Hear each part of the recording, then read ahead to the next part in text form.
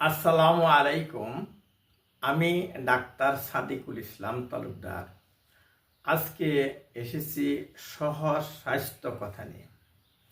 সহজ স্বাস্থ্য কথা নিয়ে আপনারা জানেন যে আমি সাধারণত আমাদের কমন যে সমস্ত স্বাস্থ্য সমস্যা হয় তার বিষয়ে সাধারণ মানুষের জন্য যেটুকু সাধারণ জ্ঞান থাকা দরকার সেইটুকু নিয়ে আমি আলোচনা করি। আমার এই আলোচনা ডাক্তারদের জন্য নয়, ডাক্তাররা এর চেয়ে অনেক বেশি জানেন, কিন্তু যারা ডাক্তার না কিন্তু তারা শিক্ষিত, সাধারণ শিক্ষায় শিক্ষিত, তাদেরও কিছু কিছু ডাক্তারি বিষয়ের উপরে সাধারণ জ্ঞান থাকা দরকার। সেইগুলি আমি সাধারণত শহর স্বাস্থ্য কথা সিরিজের আমার লেকচারগুলিতে আমি বলে থাকি। তো আজকের বিষয়টা হচ্ছে এই সাম্প্রতিককালের যে স্বাস্থ্য সমস্যা, ইদানিং দেখা যাচ্ছে যে হাসি কাশি আমাদের সমাজ ভরে গেছে। আমি লক্ষ্য করছি যখন আমি মসজিদে যাই, বিশেষ করে তারাবি নামাজের সময় বেশি লোক আসে মসজিদে, তখন একটা জিনিস লক্ষ্য করি, সবাই হাসি কাশি দিয়ে একদম পরিবেশ কেমন জানি করে দিচ্ছে আর কি। তো এটার কারণ হলো যে এখন যে সিজনটা চেঞ্জ হয়েছে, শীত থেকে বসন্ত আসতেছে, এই সিজনের আবহাওয়ার চেঞ্জের সাথে সাথে কিছু রোগ বেড়ে গেছে আর কি, বিশেষ করে যেগুলি হাসি কাশির মাধ্যমে ছড়ায়। তাহলে হাসি এবং কাশিটা কি জিনিস একটু বলে নেই। যে আমাদের যখন এই যে রেসপিরেটরি ট্রাক্ট, মানে এই যে লেরিংস, এই যে শ্বাসনালীটা কোনো কারণে ইরিটেটেড হয়, হ্যাঁ, একটু সুরসুরি লাগে, তখন আমাদের কাশি আসে। যেমন একটা কাশির এক্সাম্পল, এটা এটা আসলে খুব বেশি দূর থেকে দিলাম না, এটা আমাদের যে লেরিংস আছে, এই যে শ্বাসনালী আছে, এখান থেকে আমি বাতাসটা কাশি দিয়ে, নাক দেয়া বা গলা দেয়া বের করে দিলাম, হ্যাঁ, গলা দিয়ে বের করে দিলাম। আর যখন লাংসের মধ্যে কোনো ইরিটেশন হয়, সুরসুরি হয়, তখন লাংসের থেকে হঠাৎ করে অনেকগুলা বাতাস একদম খুব ফোর্সফুলি, মানে ফিটকা মারি আমরা, সেটা নাক মুখ দিয়ে বের হয়, হাঁচো এরকম করে কি। তাহলে ক্ষতিটা কি বা উপকার কি? উপকার হইল, আগে উপকারটাই বলে নেই, যে এই যে শ্বাসনালীতে যে সমস্ত জীবাণু বা ইরিটেন্ট সাবস্টেন্স দেয়া, এটা ইরিটেটেড হইল, সেটাকে আমরা কাশি দিয়ে বাতাসের সাথে বের করে দিই, তাহলে ওটা লোড কমে গেল। অথবা লাংসে যে সমস্ত জীবাণু বা ইরিটেন্ট সাবস্টেন্স আছে, সেগুলাকে আমরা হাসি দিয়া অনেকগুলাকে বাতাসে ফেলে দিই এরকম। তো এটা কিন্তু আমাদের উপকারিতা হইল, হাসি কাশিটা আমাদের জন্য উপকারিতা। তাহলে ক্ষতি কি হইল? ক্ষতি আমার হবে না, ক্ষতি হবে অন্য লোকের ক্ষতি হবে। মানে আমার পরিবারে, আমার সমাজে, আমি যেখানে অফিসে কাজ করতেছি বা আমি মসজিদে ইবাদত করতে যাচ্ছি, সেখানে আমার অন্যদের কমিউনিটির লোকদের জন্য ক্ষতি হলো, ওই জীবাণু দেয়া বা ওই ইরিটেন্ট সাবস্টেন্স দেওয়া সে আক্রান্ত হইল, তাহলে আমি তাদেরকে ক্ষতি করে দিলাম আর কি। অনেক আছে যে অন্যের ক্ষতি আমার কি, আপনাকে কিন্তু আরেকজন এইভাবে ক্ষতিটা করছে, তাহলে আপনি কি বুঝতেই পারতেছেন, তাকে আপনি ক্ষতি করে দিলেন। যাই হোক, ক্ষতি করলে কি হয় এটা তো আমরা জানিনি, অন্যের ক্ষতি করলে কি হয় এটা আমার আজকের বক্তব্য না, এটা আপনারা জানেন। ক্ষতি করলে নিজেই ক্ষতিগ্রস্ত হবেন। তাই এখন তাহলে এই যে হাসি এবং কাশিটা তো আসবেই, ওকে তো দিতেই হবে, ছাড়তেই হবে। তাহলে কি কি সতর্কতা অবলম্বন করতে হবে আমাদের সাধারণ জনগণ হিসাবে, সেই জিনিসটা আগে বলে নেই। তারপরে আপনার করণীয় কি আমি সেটা পরে বলতেছি, মানে আপনার চিকিৎসার ব্যাপারে করণীয় কি আমি সেটা পরে বলতেছি। তা আগে আমাকে সতর্কতা বলে, আমার তো হাসি তো হয়েই গেছে, কাশি তো হয়েই গেছে, তাহলে আমাকে কি করতে হবে অন্যের যাতে ক্ষতি না হয় এই জন্য আর কি। ধরুন তাহলে আমাকে আমরা জানি যে মাস্ক পরতে হবে।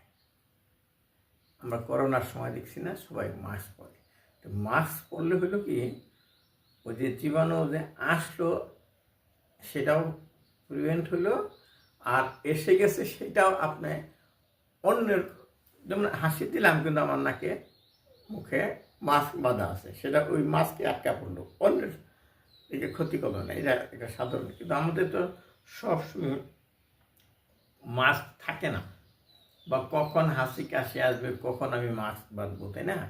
এরকম তো হতে পারে। এই জন্য মাস্ক আমার কাছে না থাকলে আমি কী করবো, এই জিনিসটাই আজকের আলোচ্য বিষয়। তো ধরেন আমি এই নামাজ পড়তেছি, তো নামাজ পড়ার সময় তো দুনিয়ার সব কিছু ফেলে দিয়ে আমাদের একাগ্রচিত্তে আল্লাহর দিকে ধ্যান খেয়াল করে নামাজটা পড়তে হবে। তো এই সময় আমার হাসিটা আসে, ধরুন আমি এইরকম অবস্থায় আসি, তাই না? আল্লাহু আকবার বলে এই যে এইভাবে হাত, বাম হাত নিচে, ডান হাত উপরে রেখে আমি তেলাওয়াত করছি সূরা। তো এখন এই সময় আমার হাসিটা আসছে, তাহলে হাসি আসতে পারে, তাহলে আমার তো মাস্ক নাই, বা মাস্ক আছে সেটা পকেটে, এখন তো নামাজের সময় তো মাস্ক বাঁধা যাবে না, আপাতত হাসিটা তো দিতেই হবে, পারতেছি না। তখন যে পর্যন্ত আমি আটকে রাখতে পারবো সে তো চেষ্টা করবো, অনেক সময় হাসিটা চেষ্টা করলেও আটকে রাখা যায় না, তখন করবো কি এই ডান হাতটা ছেড়ে দেবো, এইভাবে ডান হাতটা ছেড়ে দিয়ে এই যে এই অংশ আছে, এই বাইরের অংশ, ভিতরের অংশ না, তালু, তাহলে এইভাবে ধরতে হবে নাক মুখের কাছে, এইভাবে না, কিন্তু এটা না, অনেকে দেখা যায় এরকম করলো না, করতে হবে এইভাবে, তালুটা বাইরের দিকে থাকবে। তারপরে হাসিটা হয়ে গেলে তারপরে আস্তে করে আর এই জায়গায় বসে, কিন্তু আমি কিন্তু ছাড়ি নাই, আমি কিন্তু হাতটা ছাড়ি নাই, এই বাম হাত ধরেই আছি। তো অনেকে না বুঝে করে কি বাম হাতটা করে এরকম করে, বাম হাতে গেলে তো দুইটাই ছেড়ে গেল, দুইটা ছেড়ে কিন্তু নামাজ ছুটে গেল, একটা রাখতেই হবে, হাত একটাই ভাবে রাখতেই হবে, তারপর এইটা ধরতে হবে। এখন হাসি এবং কাশির সাথে ময়লা আসে, ওই যে নাকের বা ওই লাংসের যে আমরা মিউকাস বলি, আঠালো জিনিসটা গ্রামে বলে হিনিত, সেটাও কিন্তু আসে। আপনি দিয়া দেখেন যে এখানে আঠা লেগে আছে, তাহলে দেখেন আপনার এইখানে কিন্তু আঠাটা লাগলো, আঠা লাগলে অসুবিধা নেই, এটা তো বাইরে আছে, কিন্তু আপনি যদি এইভাবে দিতেন হ্যাঁ, তাহলে আঠাটা এখানে লাগতো, এই আটার সাথে জীবাণু আছে, ইরিটেন্ট সাবস্টেন্স আছে, তাহলে এইটা আবার বসাইলেন এইখানে, তাহলে এইখানেও লাগলো, তাহলে দুই হাত নষ্ট করেন আপনি। তা আবার যখন আপনি সেজদায় যাবেন, তাহলে রুকুতে যাবেন, ওটা আপনার হাঁটুতে লাগবে, যদি এইখানে যদি আপনি কাশিটা দিয়া থাকেন, তাহলে এইটা জীবাণুটা আপনার কাপড়ে লাগাইলেন হাঁটুতে, তারপরে আপনি দিলেন সেজদা দিলে পরে এইভাবে হাতটা আপনি জায়নামাজে রাখলেন, মসজিদের জায়নামাজে অথবা ওই টাইলসের উপর রাখলেন, এইভাবে রাখলেন, তারপরে সুবহানাল্লাহিল আলা বললেন, এই টাইমে আপনার এই জীবাণুটা ওই মসজিদের টাচ লাগলো, তাহলে আপনার জীবাণু মসজিদের ফ্লোরে দিয়ে দিলেন আর কি। আপনি নামাজ শেষ করে গেলেন, পরবর্তী টাইমে আবার আরেকজন এসে ওই জায়গায় নামাজ পড়লো, নামাজ পড়ার সময় ওখানে সে সিজদা দিছে, তার নাক দিয়ে আপনার জীবাণু চলে গেল, ও তো ওখানে ওই জায়নামাজে বা ফ্লোরে ওটা লেগে আছে। এবং অনেক সময় দেখা যায় যে আপনি নামাজ পড়তেছেন, আরেকজনের লেবরা আছে না, লেবরার দুর্গন্ধ করে। তার লেবরার দুর্গন্ধ করা মানে কি, তো ওইটাকে ওর যদি জীবাণু থেকে থাকে ওই লেবরাতে, তাহলে আপনারও ওইটা আসবে। তাহলে ওখান থেকে আপনি আক্রান্ত না, আপনার শরীরে আসলো। তাহলে দেখেন এই হাসিটার এই হাতের তলায় দিয়ে থাকেন, তাহলে ক্ষতি করলেন, এটা আরও সরাই দিলেন মানুষের কাছে। আচ্ছা, এখন কেন আমরা উল্টার দিকে দিব? তাহলে উল্টার দিকে দিব, যখন আমার নামাজ শেষ হয়ে গেল তখন আমি এই হাতের উপরটুকু ধুয়ে দিলাম, অজুখানায় গিয়ে ধুয়ে দিলাম। দেখছেন, কিন্তু আমার জীবাণু কিন্তু দূর হয়ে গেল। কিন্তু আমি হাতের তালুতে কিছুতেই আমি হাসি কাশি দিব না। আচ্ছা, তাহলে আর যদি মাস্ক পরা থাকে তাহলে সমস্যাটা নেই, কাশি দিলেন, ভিতরে মাস্কের ভিতরে করে রইল ওটা। আর কি রইল, এই অনেকে করে কি ওই হাসি কাশি তো হইলই রাখি, হ্যাঁ, তাহলে এই অনেকে বলল তাহলে আমার সর্দি হয়েছে, মসজিদে আমার যে নাচ গেলেই হবে। এটা কিন্তু আমি নাচ গেলে হবে বলতেছি না, কিন্তু আপনি যান মসজিদে, কিন্তু আপনি যেন অন্যের ক্ষতি না করে সেইভাবে সতর্কতা অবলম্বন করবেন, মাস্ক পরবেন, অথবা মাস্ক পরা না থাকলে হঠাৎ হাসি কাশি আসলে পরে এইভাবে দেবেন। আবার আরেকটা জিনিস লক্ষ্য করছে, অনেকে বসে বসে যখন খুতবা পড়তেছেন আমাদের ইমাম সাহেব, তখন বসে বসে তার মনের অজান্তেই নাকের মধ্যে আঙ্গুল দিয়া এরম করতেছে। ডান হাতি হোক আর বাম হাতি হোক, নাকের মধ্যে আঙ্গুল দিয়ে একটা একটা, ওইটা অনেকেরও অভ্যাস, এটা দেখবেন দু একজন পাবেনি। বসে বসে আবার একবার টোকা দিতেছে, ময়লাটা এনে টোকা দিতেছে, টোকা দেওয়া ওই যে জীবাণু ময়লাটা ওটা ফেলে দিতেছে, কোথায় গিয়ে পড়লো তার ঠিক ঠিকানা নেই। আচ্ছা, নয় টোকা নাই দিল, কিন্তু তার আঙ্গুলে কিন্তু লেগে রইল। তাহলে ওই আঙ্গুল আবার উনি করেন কি, ওই সেজদা দেওয়ার সময় যে লাগাই দিল মসজিদের ইয়েতে, জায়নামাজে লাগিয়ে দিল, ওই জায়নামাজে যখন লাগলো ওইটা আরেকজনের চলে গেল। এবং এটা তো ঘৃণারও কথা। আবার অনেকে দেখা যাচ্ছে কান চুলকাইতেছেন কিনা, ওই যে কান চুলকায় কেন, ওখানে একটা ইরিটেন্ট সাবস্টেন্স আছে বা জীবাণু আছে, তাই সে এরকম করতেছে। ওইটা আবার কইরা আবার অনেকে একটু সুইঙ্গাও দেখে, মানে একটা বদভ্যাস আর কি। তারপরে তাহলে তার হাতটা তো দোয়া না, তাহলে সে ওই মসজিদে জায়নামাজে ঘষা মারে, বাই করে। তা আবার দেখলাম একজনের একদিন এরকম করে নাকে থেকে নিয়ে আবার দাঁড়িয়ে একটু ঘষতেছে। এটি কী জন্য ঘষতেছে বুঝতেছে না, এরকম ঘষতেছে, তার বেতালি ঘষতেছে, মানে কী করতেছে নিজেই জানে না। তো একদম সেরা বেড়া করে ফেলাইতেছে একদম।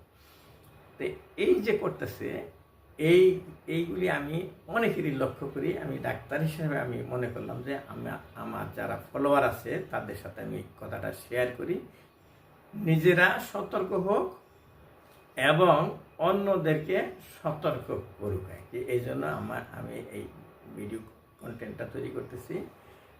আর এটা আপনারাও এটা শেয়ার করে আপনাদের বন্ধুদের মাঝে ছড়িয়ে দিন আর কি। আর এটাই। আর হচ্ছে কি বলতে চেয়েছিলাম, ভুলে গেলাম। যাই হোক, আমি যদি কোনো কিছু প্রশ্ন থাকে আপনারা এই কমেন্ট বক্সে করেন, আমি এর উত্তর দেওয়ার চেষ্টা করব। আর কি নিয়ে সতর্কতামূলক স্বাস্থ্য কথা নিয়ে আমি লেকচার দিতে পারি, সেটা আপনারা কমেন্ট বক্সে আমাকে রিকোয়েস্ট করেন। ও আরেকটা, যখন আপনি এরকম সর্দি কাশিতে আক্রান্ত হবেন, তখন আপনার নিজের করণীয় কি, মানে এই চিকিৎসার ব্যাপারে কি করণীয়? তাহলে এটা তো আপনি ডাক্তার না, আপনি কি করবেন? তাহলে নিজে নিজেই ওষুধ কিনা খেতে যাবেন না। কারণ আজকাল তো দেখতেছেন আগের চেয়ে কত কিডনি রুগী, লিভার রুগী বেড়ে গেছে। এগুলোর অর্থ আছে, এগুলো আমরা না জেনে না বুঝে আমরা অনেক এই ওষুধ খাচ্ছি। ওষুধ তো কেমিক্যাল সাবস্টেন্স, এইগুলি গিয়ে কোনটা কি ক্ষতি করে আমরা জানেন না। এটা আপনার দোকানদারের কাছে জিজ্ঞাসা করে আমি আমার এই হয়েছে কী খাই, এটা দিয়ে দিল সে। তো দোকানদার তো ডাক্তার না। সে দিয়ে দেয়। এটা তো বিদেশে হইলে ডাক্তারের দোকানদার দিত না প্রেসক্রিপশন ছাড়া। আমরা করি কি, দেখা যাচ্ছে অন্যান্য আমরা শাকসবজি যেরকম কিনি, ওষুধ ওইভাবে কিনে কিনে খাচ্ছি। তাতে হচ্ছে কি, লিভার, এই সমস্ত ওষুধগুলো প্রথম লিভারে যায়, লিভারে গিয়ে এটা আত্মীকরণ হয়, তারপরে এটা আবার বের হয়ে যায় কিডনি দিয়া। তা লিভারও ক্ষতি করে, কিডনিতেও ক্ষতি করে এই সমস্ত ওষুধগুলাই। তো আমার অনেকে, তারা ডাক্তার না, তারা কবিরাজ, তারা বলে এই ওষুধে ক্ষতি করে, তাহলে গাছান্ত খান। গাছান্ত ওষুধ দেয় আর কি। তো গাছান্ত তো আরও জানা, গাছের বাকল, গাছের ফল, গাছের পাতা দিয়ে ঔষধ বানায় বিজ্ঞানীরা। তাহলে ওইটা কি মাত্রায় আছে তো ওই কবিরাজ জানে না। তারা ওই গাছের পাতা সাতা খাওয়াইতেছে, আরও ক্ষতি হইতেছে, বুঝাইতেছে যে মানে বানানো ওষুধে ক্ষতি করে কেমিক্যাল, এরাই কোনো ক্ষতি করে না। ওটা আমি মনে করি আরও বেশি ক্ষতি করো, কারণ অজানা জিনিস, ওদের হাজারো রকম কেমিক্যাল আছে পাতা সাতার মধ্যে, যে সমস্ত পাতা দিয়ে ওষুধ বানায়। তার কোনো মাত্রা জানা নাই, কতুরি খাইতে হবে তাও জানা নাই, এই খাচ্ছে। কাজে আপনি নিজে ডাক্তার না হইয়া নিজে ইচ্ছা করিয়া ডাক্তারের ওষুধ খাবেন না, না খান তাও ভালো। যদি খান তাহলে কি করতে হবে ডাক্তারের ওষুধ, তাহলে একজন কোয়ালিফাইড ডাক্তার, যিনি মিনিমাম MBBS পাস করছেন, এইরকম একজন ডাক্তার কাছে যাবেন যে আমার এই কষ্ট, উনি দেখে টেকে পরীক্ষা নিরীক্ষা করে আপনাকে যে ওষুধ দিলে আপনার ক্ষতি হবে না কিন্তু উপকার হবে, সেই সমস্ত ওষুধ। হয়তো যদি মনে করেন যে জীবাণুঘটিত কারণে হয়েছে, তাহলে একটা অ্যান্টিবায়োটিক লেখলেন, কিন্তু আপনার জন্য কোনটা সুইটেবল, আপনার বয়স এবং সেক্স, শরীরের যে গঠন, এই অনুযায়ী কোন ওষুধটা কত মাত্রায় দরকার এটা নির্ধারণ করে উনি লিখে দেবেন, কতদিন খেতে হবে তাও লিখে দেবেন। আর হাসিটা যাতে কম আসে সেজন্য হাসি কমানোর ওষুধ দেবেন, ট্যাবলেট হতে পারে, সিরাপ হতে পারে, এরকম। সাথে যদি জ্বর থাকে, জ্বর কমানোর ওষুধ দেবেন। তাহলে জ্বর কমানোর ওষুধ, হাসি কমানোর ওষুধ, এটা রোগ ভালো করার ওষুধ না, এটা জাস্ট কমায় আর কি। কিন্তু যদি জীবাণু গঠিত কারণে হয়, তাহলে জীবাণু মারার জন্য ওষুধ খেতে হবে। সেটা আপনি আবার আমাকে লিখে নেয়, তাহলে কী খাবো, তাইলে হইল না। আপনি আপনার ডাক্তারের সাথে পরামর্শ নেবেন। ডাক্তার এখন সব জায়গায় পাওয়া যায়, প্রচুর ডাক্তার আমাদের দেশে আছে, ইউনিয়ন লেভেলেও ডাক্তার আছে। কেউ কেউ বলে যে আমরা তো রুগী পাই না, রুগী পাবে, আমি তো জান না তাদের কাছে। আর যারা খুব নাম করছে, অ্যাডভার্টাইজ অনেক নাম করছে, তাদের কাছে জানা হয় না, তাদের সিরিয়াল পেতে লাগে 3 মাস। 3 মাস কি কোনো ওষুধ থাকে ওষুধ, ওগুলো আসলে অসুখই না। 3 মাস পরে তারা দেখবে, এটা আমি অসুখ মনে করি না। অসুখ মনে করি আপনার আপনি 1 সপ্তাহ মধ্যে তাকে দেখাইতে, মানে এটা আমি অসুখ বলি। 3 মাস অপেক্ষা করে আর সিরিয়াল ধরে তারা যাবেন, এটা আমি পছন্দ করি না। যাকে পাওয়া যায় তার কাছেই যান, উনি তো কোয়ালিফাইড ডাক্তার, তাকে পাস করছে, সে তার সার্টিফিকেট আছে, মিনিমাম MBBS যার আছে তার কাছে যান। তা আজকে ভিডিওটা লম্বা হয়ে গেল, তা আশা করি আপনার কাছে ভালো লেগেছে। ভালো লাগা না লাগার উপর ডিপেন্ড করে না। আপনি এটা একটা স্বাস্থ্য সচেতনমূলক আমার লেকচার, আপনি কাইন্ডলি আপনার টাইমলাইনে শেয়ার করুন, আপনার বন্ধুরা অনেকে উপকৃত হবে। আপনি তো উপকৃত হবেনই, বন্ধুরা উপকৃত হবে। আর যারা ডাক্তার, তাদের বলছি আপনাদের জন্য না, আপনারা আমার চেয়ে অনেক বেশি জানেন। এই বলে শেষ করছি। আমি ডাক্তার সাদিকুল ইসলাম তালুকদার। আমি কিন্তু চিকিৎসা দেই না, আমি হলাম প্যাথোলজিস্ট। রোগ কেন কিভাবে হয় আমি সেই বিষয়ে বিশেষজ্ঞ, এবং আমি পরীক্ষা নিরীক্ষা করে দিই সেই সমস্ত রোগের। আমার কাছে যে সমস্ত ডাক্তাররা পরীক্ষা করতে পাঠায়, আমি বিশেষ করে আমি এই হিস্টোপ্যাথোলজি এবং সাইটোপ্যাথোলজি, যেটা টিস্যু এবং ওই টিস্যু স্যাম্পল, মানে এক্সফোলিয়েশন বা এই যে স্পুটাম, যে সমস্ত জিনিসের সাথে ক্যান্সার সেল বের হয়ে যায়, দেখা যায়, সেইগুলি আমি পরীক্ষা করি। কাজেই আমার কাছে চিকিৎসা দেওয়ার জন্য কোনো অনুরোধ করবেন না। আপনার নিকটস্থ MBBS ডাক্তার অথবা পোস্ট গ্রাজুয়েট ডাক্তার কাছে আপনি চিকিৎসার জন্য যাবেন। এগুলো শেষ করছি। আল্লাহ হাফেজ।